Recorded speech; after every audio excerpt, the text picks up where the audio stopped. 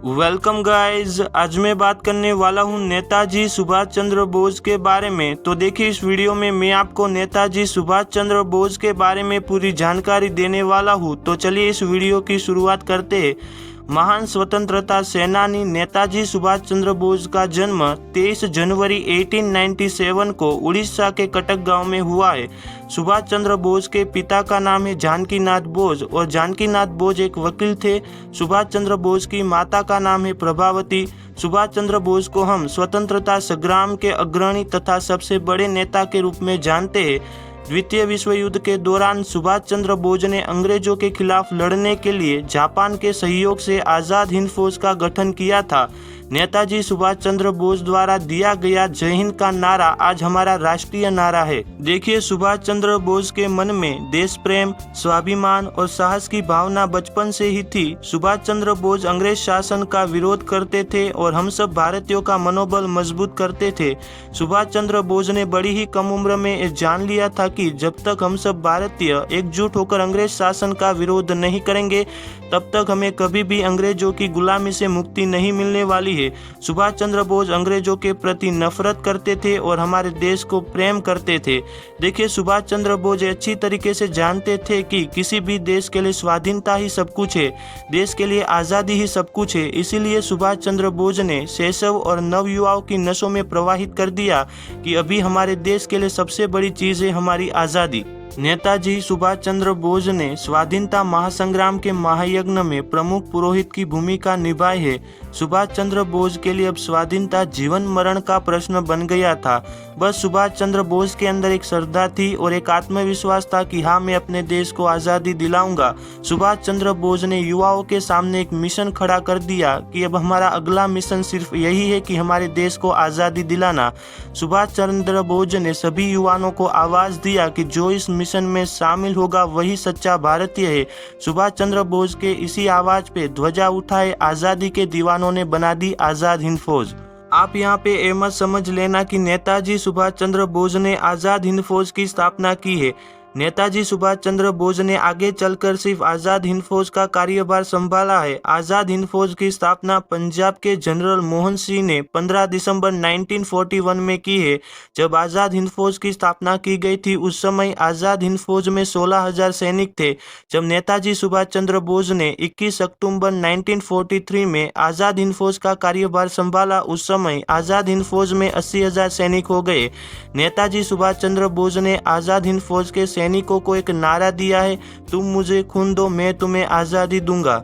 अब आपको ऐसा लग रहा होगा कि आज़ाद हिंद फौज में इतने सारे सैनिक थे तो फिर आज़ाद हिंद फौज ने हमारे देश को आज़ादी क्यों नहीं दिलाई।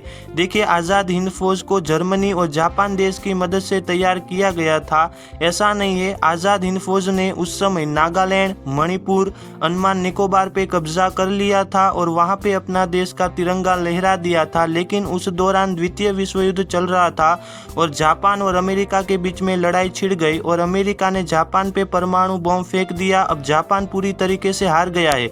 सुभाष चंद्र बोस को जो जापान की ओर से पैसे मिलते थे, जापान की ओर से सहयोग मिलता था, वो पूरा सहयोग बंद हो गया।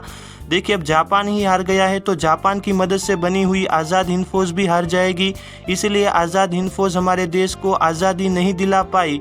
अगर उस समय जापान हारा ना होता तो आज हमारे देश को आज़ादी दिलाने में आज़ाद हिंद फौज का बड़ा योगदान होता। और इतना ही नहीं, महात्मा गांधी जी भी नहीं चाहते थे कि नेताजी सुभाष चंद्र बोस हमारे देश को आज़ादी दिलाए, क्योंकि महात्मा गांधी अहिंसा से हमारे देश को आज़ादी दिलाना चाहते थे और सुभाष चंद्र बोस हिंसा से हमारे देश को आज़ादी दिलाना चाहते थे।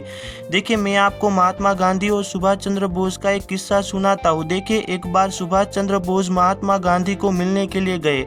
महात्मा गांधी को जाकर बोले कि अभी द्वितीय विश्व युद्ध का समय है, पूरा विश्व लड़ रहा है, तो हमें भी अंग्रेजों के खिलाफ लड़ना चाहिए, क्योंकि इस समय अंग्रेजों के खिलाफ हम लड़ेंगे तो हमें आसानी से आज़ादी मिल जाएगी। गांधी जी ने कहा कि ये सही वक्त नहीं है, क्योंकि हमारा शत्रु अभी परेशानी में है, हमें उसे और परेशानी नहीं देनी चाहिए। सुभाष चंद्र बोस ने गांधी जी को कहा कि ये कहाँ का न्याय है, वो हमें गुलाम रख सकते हैं लेकिन हम उनके खिलाफ लड़ भी नहीं सकते थे।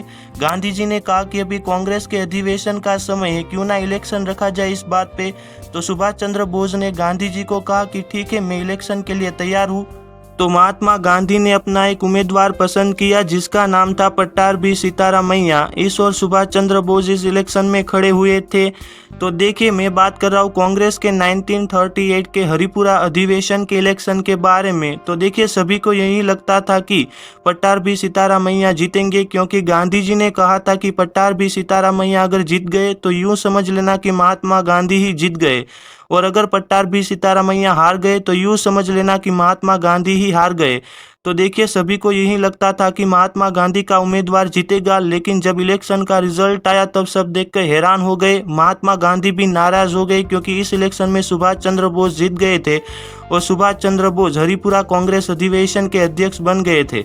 लेकिन सुभाष चंद्र बोस कांग्रेस के हरिपुरा अधिवेशन के अध्यक्ष बने, ये बात गांधी जी को पसंद नहीं आई। इसलिए सुभाष चंद्र बोस ने कांग्रेस के हरिपुरा अधिवेशन से त्यागपत्र दिया।